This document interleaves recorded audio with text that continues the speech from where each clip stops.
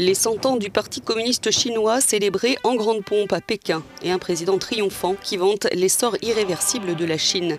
Après des allusions aux guerres de l'opium, au colonialisme occidental et à l'invasion japonaise, Xi Jinping a déclamé que le temps où le peuple chinois pouvait être foulé aux pieds, où il souffrait et était opprimé, était à jamais révolu.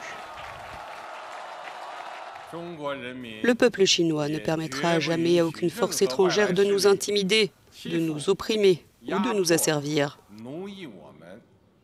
Quiconque voudra le faire connaîtra sûrement un bain de sang face à la grande muraille d'acier que représentent plus d'1,4 milliard de Chinois. La cérémonie d'anniversaire des 100 ans du PCC au pouvoir sans partage depuis 1949 a rassemblé des dizaines de milliers de spectateurs triés sur le volet sur l'immense place Tiananmen.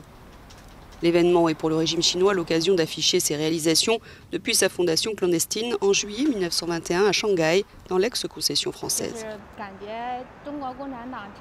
En tant que chinoise, je suis très fière du 100e anniversaire du Parti communiste chinois. La vie pour nous, les retraités, par rapport au passé, eh bien notre pension a augmenté et nous pouvons obtenir plusieurs milliers de yens maintenant. Notre niveau de vie s'est bien amélioré. Depuis la station spatiale chinoise, les 3 taïkonautes ont aussi célébré ce centenaire qui fait l'objet depuis des mois d'une intense campagne de propagande.